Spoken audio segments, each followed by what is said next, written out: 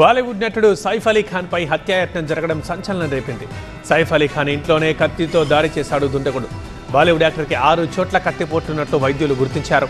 అర్ధరాత్రి 2 గంటల సమయంలో దాడి జరిగింది. ప్రస్తుతం ముంబైలోని లీలావతి హాస్పిటల్లో చికిత్స పొందుతున్నాడు సైఫ్.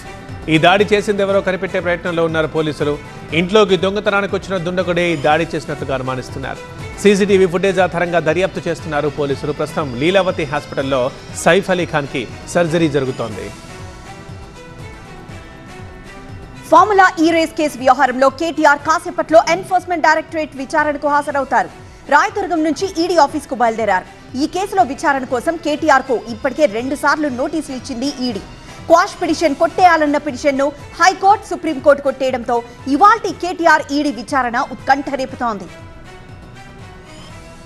ఢిల్లీ టూర్లో ఉన్న తెలంగాణ సీఎం రేవంత్ రెడ్డి వీళ్ళు వెజ్ రెస్టారెంట్ బిజినెస్ ని రన్ చేస్తూ లక్షల్లో సంపాదిస్తున్నారు.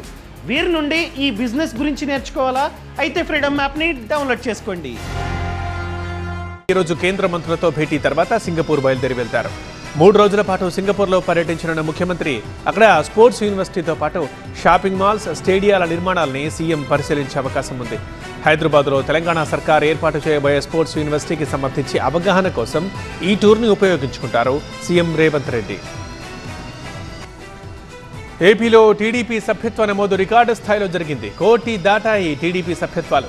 మంత్రి నారాయణ 1,49,000 సభ్యత్వాలు జరిగాయని చెప్పారు. ఆయన తొలి స్థానంలో ఉన్నారు. 2-3 స్థానాల్లో మంత్రులు ఆనం, నిమ్మల నిలిచారు. 1.38 లక్షల సభ్యత్వాలతో 5వ స్థానంలో ఉన్నారు సీఎం చంద్రబాబు. ఇక 1,06,000 సభ్యత్వాలతో 9వ స్థానంలో ఉన్నారు మంత్రి లోకేష్.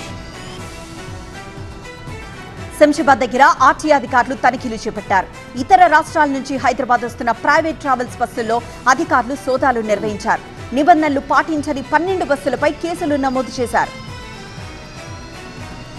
పెద్దపల్లి నియోజకవర్గంలో ప్రభుత్వం అనుమతినిచ్చిన క్వారీల నుంచి మాత్రమే ఇసుకను తరలించుకోవాలన్నారు తహసీల్దార్ మధుసూదన్ రెడ్డి. సీఐ సుబ్బారెడ్డి ఇసుక దుర్వినియోగం కావద్దన్న లక్ష్యంతో ఈ నిర్ణయం తీసుకున్నామని చెప్పారు. ప్రభుత్వానికి ఎలాంటి డబ్బులు చెల్లించకుండా ఉచితంగా ఇసుక ప్రజల గృహావసరాలకు మాత్రమే సరఫరా చేయాలంటూ ట్రాక్టర్ యజమానులకు సూచించారు. ఉదయం 8 గంటల నుంచి సాయంత్రం 5 గంటల వరకు మాత్రమే ఇసుకను తరలించారన్నారు. ఇక ఈ అనుమతి లేకుండా మానేరు ప్రాంతం నుంచి ఇసుక తరలిస్తే ట్రాక్టర్ యజమానులకు మొదటి దఫాగా 25,000, రెండవ దఫాగా 50,000, మూడోసారి పట్టుబడితే ట్రాక్టర్నే సీజ్ చేస్తామంటూ వార్నింగ్ ఇచ్చారు.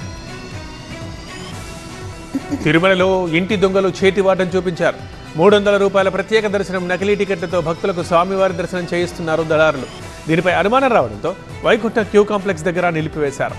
ఇక అగ్నిమాపక సిబ్బంది మణికంఠ సహాయంతో నకిలీ టికెట్లను తయారు చేస్తున్నట్లు గుర్తించారు. హైదరాబాద్, ప్రొద్దుటూరు, బెంగళూరు భక్తులు సుమారు 11 నుంచి 19,000 వసూలు చేసినట్టు గుర్తించారు. తిరుపతికి చెందిన టాక్సీ డ్రైవర్లు శశి, చెన్నై జగదీష్, అగ్నిమాపక పిఎస్జీ మణికంఠ, కౌంటర్ సిబ్బంది లక్ష్మీపతి, భానుప్రకాష్ పిఎస్జీలను విజిలెన్స్ పాటు తిరుమల 1 టౌన్ పోలీసులు విచారిస్తున్నారు. వరంగల్ ఎనుమామల మార్కెట్లో రద్దీ నెలకొంది. వారం రోజుల సెలవుల తర్వాత మార్కెట్ తెరుచుకుంది. దీంతో పత్తి, మిర్చి పంటను భారీగా తీసుకొచ్చారు రైతులు. పంటల అమ్మకానికి క్యూ కట్టారు. లారీల కొద్దీ పత్తి, మిర్చితో ఎనుమామల మార్కెట్ రద్దీగా మారింది. కర్నూలు జిల్లా ఎమ్మిగనూరులో నీలకంఠేశ్వర స్వామి రథోత్సవం కన్నుల పండుగ సాగింది. రథోత్సవంలో వేలాది మంది భక్తులు పాల్గొన్నారు. ఏటా పుష్యమాసంలో పార్వతీ పరమేశ్వరుల కళ్యాణం నిర్వహించడం ఇక్కడి సంప్రదాయం. 300 ఏళ్లుగా సాగుతున్న ఈ సంప్రదాయాన్ని ఈ ఏడాది కూడా వైభవంగా నిర్వహించారు. వరుడు పరమేశ్వరుడి తరపున గడిగె వంశస్థులు, వధువు పార్వతీ తరపున బండా వంశస్థులు, మధ్యవర్తులుగా మాచాని వంశస్థులు సహా మరో 21 గోత్రాల వాళ్లు పాల్గొని స్వామి, అమ్మవార్ల కళ్యాణం జరిపించారు. రహదారి భద్రత ప్రమాదాలను నివారించాల్సిన బాధ్యత అందరిపై ఉందన్నారు రవాణా శాఖ జాయింట్ కమిషనర్ చంద్రశేఖర్ గౌడ్. నిజామాబాద్ జిల్లా ఆర్మూర్లో జాతీయ రోడ్డు భద్రతా మాసోత్సవాల్లో భాగంగా నిర్వహించిన అవగాహన సదస్సులో ఆయన మాట్లాడారు.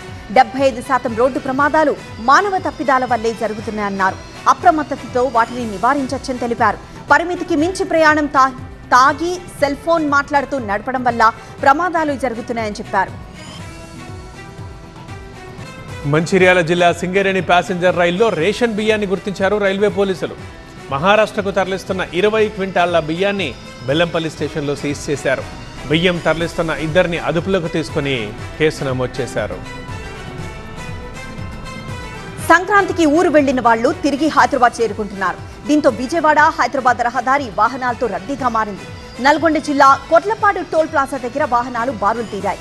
సర్వర్లు మొరాయించడంతో మరింత ఆలస్యమవుతోంది. హ్యాండ్ గన్స్ తో స్కాన్ చేస్తున్నారు సిబ్బంది. దీంతో వాహనాలు నెమ్మదిగా కదులుతున్నాయి.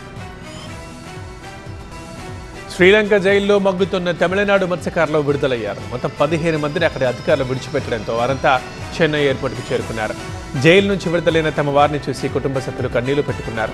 తమను విడిపించడానికి కృషి చేసిన తమిళనాడు సీఎం స్టాలిన్, కేంద్ర ప్రభుత్వానికి కృతజ్ఞతలు చెప్పారు మత్స్యకారులు. ఢిల్లీలో భిన్న వాతావరణం కనిపిస్తోంది. చలి, పొగమంచుకు వర్షం కూడా తోడైంది. ఢిల్లీలోని చాలా ప్రాంతాల్లో చిరుజల్లులు పడుతున్నాయి. దీంతో ప్రజలు తీవ్ర ఇబ్బందులు పడుతున్నారు. చిరుజల్లులతో పొగమంచు మరింత పెరిగింది. దీంతో ఎదురుగా వచ్చే వాహనాలు కనిపించక వాహనదారులు అవస్థలు పడుతున్నారు.